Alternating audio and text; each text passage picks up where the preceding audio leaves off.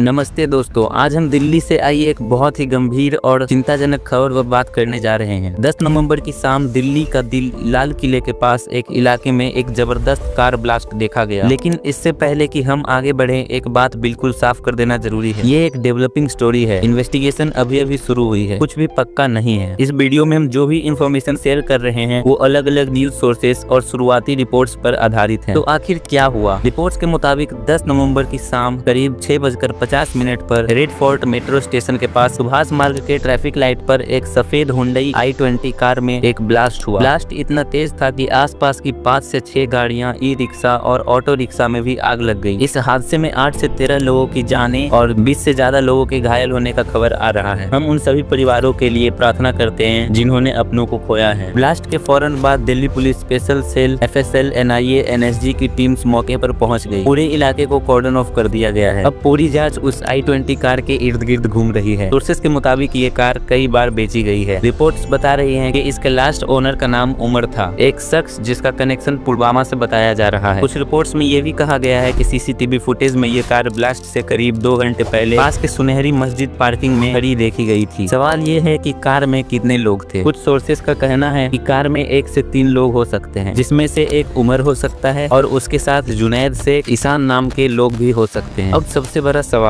ये था, क्या एक हादसा या एक साजिश? कुछ इनिशियल रिपोर्ट्स इसे एक फिदायीन यानी सुसाइड अटैक की तरफ इशारा कर रहे हैं। ऐसा भी कहा जा रहा है कि कार में बॉडी पार्ट्स मिले हैं, लेकिन होम मिनिस्टर अमित शाह ने कहा है कि कुछ भी रूल आउट नहीं किया जा रहा है और फोरेंसिक रिपोर्ट्स का इंतजार है। एक और एंगल जो देखा जा रहा है, ब्लास्ट साइड से शार्पनर यानी साइकिल के छर्रे या नट बोल्ट नहीं मिले हैं, जो कि आमतौर पर IED ब्लास्ट में पाए जाते हैं। तो क्या ये ब्लास्ट एक्सप्लोजिव्स को ट्रांसपोर्ट करते वक्त गलती से हो गया? ये सब अभी सिर्फ एक सवाल है। दोस्तों, ये ब्लास्ट ऐसे समय पर हुआ है जब देश की सिक्योरिटी एजेंसीज एक बहुत बड़े टेरर मॉड्यूल का पर्दाफाश करने का दावा कर रही हैं और जांच एजेंसीज अब इन सभी डॉट्स को कनेक्ट करने की कोशिश कर रही है। पिछले कुछ दिनों में जम्मू कश्मीर, हरियाणा, अहमदाबाद और यूपी पुलिस ने एक ज्वाइंट ऑपरेशन में कई लोगों को गिरफ्तार किया है। हैरानी की बात यह है कि ये एक व्हाइट कॉलर मॉड्यूल बताया जा रहा है, जिसमें पढ़े लिखे लोग जैसे डॉक्टर शामिल। फरीदाबाद से डॉक्टर मुजम्मिल शकील नाम का एक शख्स गिरफ्तार किया गया है। वहाँ से करीब 350 से 360 किलो का सस्पेक्टेड अमोनियम नाइट्रेट रिकवर हुआ है। पुलिस ने साफ किया है कि ये RDX नहीं है। इसके अलावा टाइमर्स, बैटरीज, रिमोट कंट्रोल और राइफल्स भी मिले हैं। इसी सिलसिले में श्रीनगर से डॉक्टर आदिल अहमद और लखनऊ से डॉक्टर शाहीन का नाम भी रिपोर्ट्स में आ रहा है। अब कुछ सोर्सेस दावा कर रही हैं कि दिल्ली ब्लास्ट का उमर नाम का सस्पेक्ट इसी फरीदाबाद मॉड्यूल से जुड़ा हुआ था और फरार था। थ्योरी ये बन रही है कि फरीदाबाद मॉड्यूल के बस्ट होने की खबर मिलते ही ये लोग पैनिक में आ गए और उन्होंने इस ब्लास्ट को अंजाम दिया। ये भी एक एंगल है, इसकी भी जांच हो रही है। इसी व्हाइट कलर मॉड्यूल के जांच में एक और बहुत खतरनाक एंगल सामने आया है अहमदाबाद मॉड्यूल से। वहाँ गिरफ्तार हुए लोगों से कैस्टर ऑयल और कैस्टर सीड्स मिलने की खबर है। एक्सपर्ट्स के मुताबिक इससे राइसिन नाम का एक बहुत ही खतरनाक जहर बनाया जा सकता है। ये इतना डेडली हो सकता है जिसका कि कोई इलाज ना हो। रिपोर्ट्स कहती हैं कि साजिश ये थी कि इसी पॉइजन को पानी के सोर्सेस या मंदिरों के प्रसाद में मिलाकर एक मास पॉइजनिंग की जाए। ये एक बहुत ही चिंताजनक खबर है। हालांकि इसका दिल्ली ब्लास्ट से कोई डायरेक्ट कनेक्शन अभी तक साफ नहीं हुआ है। तो जैसा आपने देखा, मामला बहुत गंभीर है और बहुत उलझा हुआ है। कई एजेंसीज कई शहरों में कई एंगल्स पर जांच कर रही है। क्या दिल्ली ब्लास्ट एक अलग घटना थी या ये उसी व्हाइट कॉलर मॉड्यूल का एक हिस्सा था? क्या ये एक फिदायीन अटैक था या एक एक्सीडेंटल ब्लास्ट? और कार में मौजूद लोग आखिर कौन थे? इन सब सवालों के जवाब वक्त के साथ ही मिलेंगे जब एजेंसीज अपनी जाँच पूरी करेंगी। देश हाई अलर्ट पर है। आप सबसे अपील है कि शांति बनाए रखें, किसी भी अफवाह पर विश्वास ना करें और सोशल मीडिया पर अनवेरिफाइड चीजें शेयर ना करें। सिर्फ ऑफिशियल सोर्सेस और अथॉरिटीज की तरफ से दी गई जानकारी पर ही भरोसा करें। ये एक डेवलपिंग स्टोरी है। जैसे ही कोई कंफर्म्ड अपडेट आएगी हम आप तक जरूर पहुंचाएंगे।